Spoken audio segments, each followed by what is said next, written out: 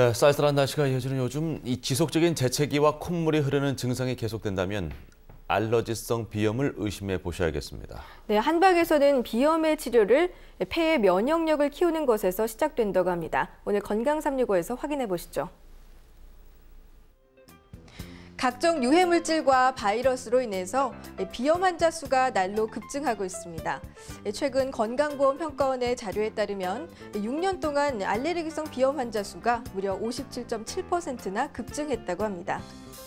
네, 아침에 일어나면은 이제 보통 정상인들도 코가 한쪽이 막히는데 저 같은 경우는 두 쪽 다 막혀가지고 이제 숨을 코로 못 쉬고 입으로 숨 쉬다 보니까 항상 이제 칼칼한 느낌이 들어서 그런 불편이 좀 있었고, 그리고 하루 종일 콧물과 그리고 이렇게 비염이 있는 사람들은 이제 기관지까지 좋지 않기 때문에 이제 원하지 않는 재채기가 나와서 이제 공기가 바뀐다든지 외부에서 안으로 들어간다든지 이런 식이 되면은 많이 이제 재채기가 나와서 그런 불편함 때문에 이제 병을 찾게 되었습니다.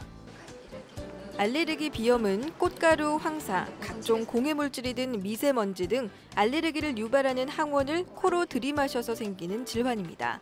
한방에서는 알레르기성 비염을 폐가 차가워져서 생기는 병이라고 보고 있는데요.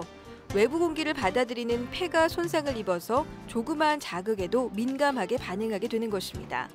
예, 요즘 알레르기 비염 환자분들께서 날씨가 많이 추워지니까 증상도 심해져서 또 혹시 신종플루와 연관이 있지 않나 하고 걱정들을 많이 하시는데요.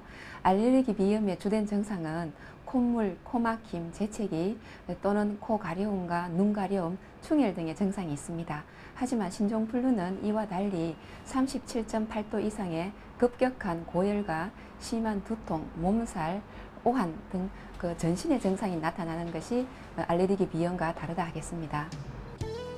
알레르기성 비염은 성인보다는 소아, 여아보다는 남아가 발병률이 높으며 우리나라 인구의 10에서 25%가 가지고 있을 정도로 흔한 질환입니다. 특히 비염이 있는 소아 청소년들의 경우 천식이나 아토피 같은 알레르기 질환이 동반될 가능성이 30%나 높다는 연구 결과도 보고되고 있습니다. 따라서 알레르기성 비염은 발병 초기에 꾸준히 인내심을 갖고 치료하는 것이 무엇보다 중요합니다. 일반적으로 알레르기 비염은 콧물, 코막힘, 재채기에 코 중심으로 나타나는 증상이다 보니까 코만을 치료하지 않나 하고 생각하시는 분들이 많으신데요. 한의학에서는 코만을 국소적으로 치료하지 않고 폐 장기를 튼튼히 해주면서도 오장육부의 균형을 맞추어서 면역성을 증강시켜 근본을 치료하고 있습니다.